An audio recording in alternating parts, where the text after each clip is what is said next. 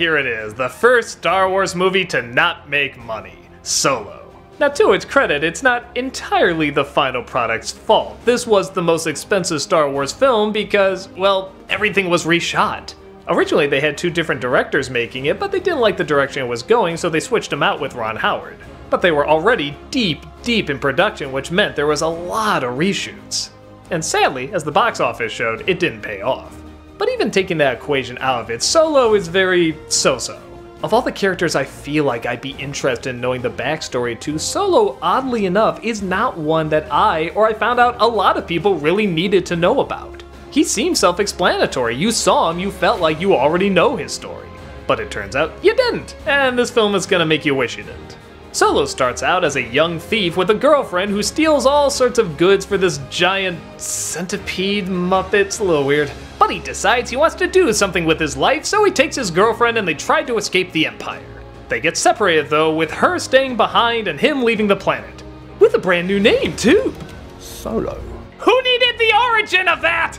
Oh, and by the way, the Empire theme, that's totally used in their commercials. Now whenever the Emperor lands in Return of the Jedi, I just want to see a little marching band playing that theme the whole time. That's so weird!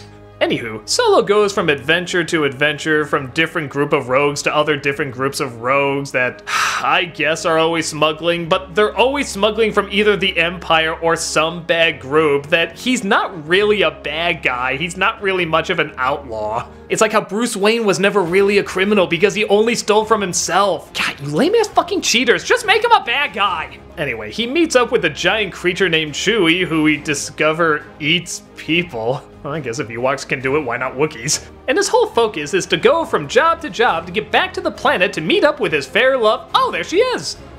Huh, not even halfway through the movie and he just kind of found her. They're not even really that impressed to see one another. Now that you completely robbed the motivation from this movie, where do we go from here? Well, oddly enough, the rest of the flick just kind of feels like they're trying to find their motivation. Like, he's trying to figure out what she's up to, and she's trying to figure out what this other group of bad guys are up to, or are they bad guys? And even when you do find out, it's kind of even more confusing, tying into, like, the animated Star Wars movies that you have to have seen to follow this. On top of it being all over the place without something to really focus on to lead us through it, the different worlds in this movie are just kind of ugly. I remember them being very brown and smoky, and you can't see a lot of them.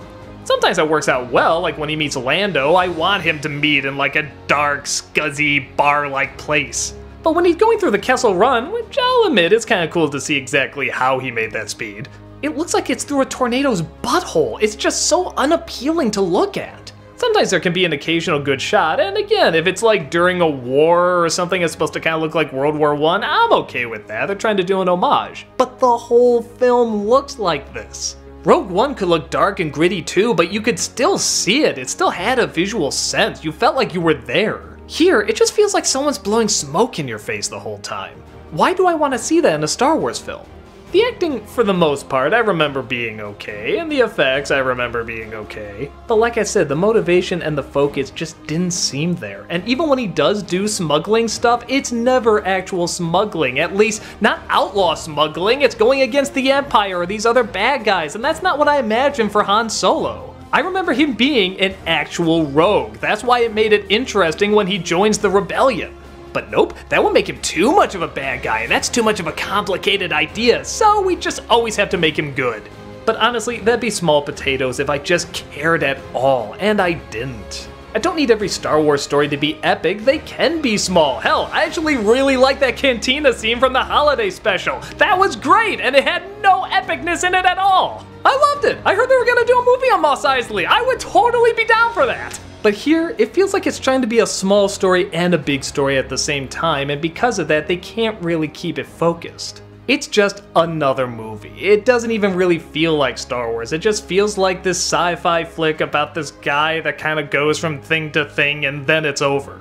Even the people who like it say they enjoy it, but they kind of forget about it shortly after. I guess that's not the biggest crime. But for something like Star Wars, whether it be incredibly good or incredibly bad, there has to be something incredible about it. And there's definitely nothing like that here.